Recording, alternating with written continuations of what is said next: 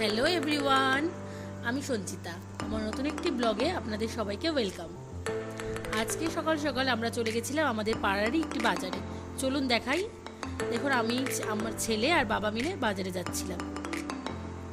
আমাদের বাড়ি থেকে একটুখানি এগিয়েই বাজার। এই যে মোটর চওড়া রাস্তাটা, এই রাস্তাটা পার করলে একটুখানি গেলেই বাজার।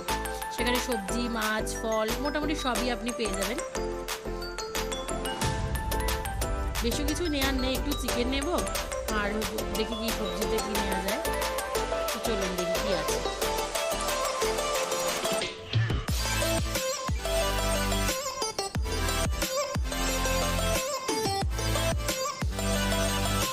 এই মাংসের দোকানে কিন্তু খরগোশ, পাখি, পায়রা, এরা পশু পাখি এমনি বিক্রি করে থাকে।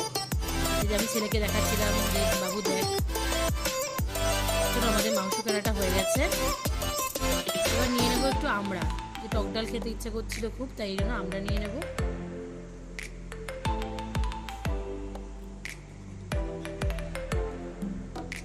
নেওয়া হয়ে গেছে, এবার আমরা বাড়ির দিকে যাচ্ছি। আর কিছুই নেওয়ার নেই, সবই বাড়িতে আছে বাজার। বাড়িতে এসে আমি আলু কেটে নিয়েছি, পেঁয়াজ কুচিয়ে নিয়েছি আর রসুন কেটে নিয়েছি। এবার কড়াইতে তেল দিয়ে আলুগুলোকে ভালো করে ভেজে নেব। এদিকে মা আমাকে মশলাটা করে দিয়েছিল, আদা, জিরে, লঙ্কা সবটাই মাই বেটে গুছিয়ে দিয়েছিল।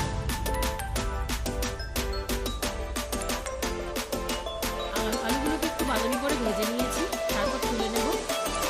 কড়াইতে দিয়ে দেবো ফোড়ন, শুকনো লঙ্কা, জিরে, তেজপাতা, গোটা গরম মশলা।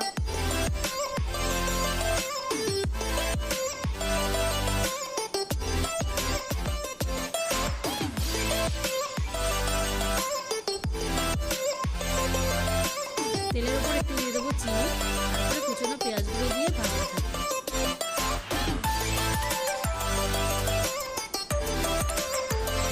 পেঁয়াজের মধ্যে দেবো একটু লবণ। পেঁয়াজটা ভালো করে ভাজা হয়ে গেলে তার মধ্যে দিয়ে দেবো একটু লঙ্কার গুঁড়ো। এরপর মশলাটা ঝুলিয়ে দেবো, দিয়ে ভালো করে কষাবো।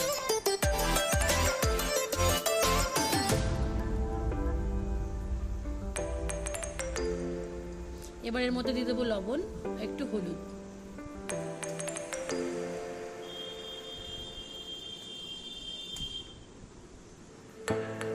এবার কষানো হয়ে গেলে চিকেনগুলো দিয়ে ভালো করে কষাবো। মশলাটা হাফটা কষিয়েছি আর চিকেন সমেত আর হাফটা কষাবো।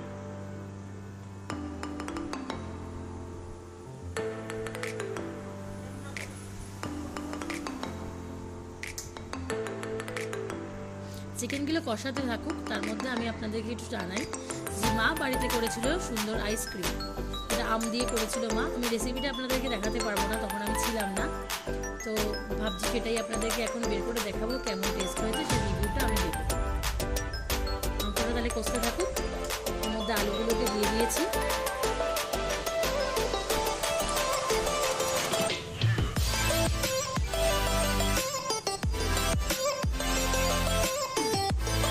জল দিয়েছি, মাংসটা ফুটতে থাকুক। চলুন আইসক্রিমটা বের করে একটু দেখি কেমন হয়েছে। কেমন ছেড়ে দিয়েছে, ওয়াও, দেখতে কিন্তু খুব সুন্দর লাগছে। আমি যে আইসক্রিম নিয়ে বসেছি অমনি আমার ছেলে চলে এসেছে।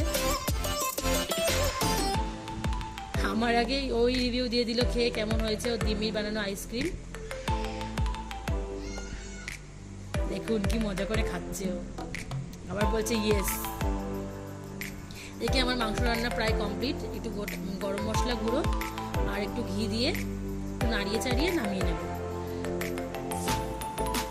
তো আজকে এইটুকুই ছিল আজকের ব্লগ। কেমন লাগলো সবাই জানাবেন। ভালো লাগলে লাইক, কমেন্ট, শেয়ার করে পাশে থাকবেন। Thank you.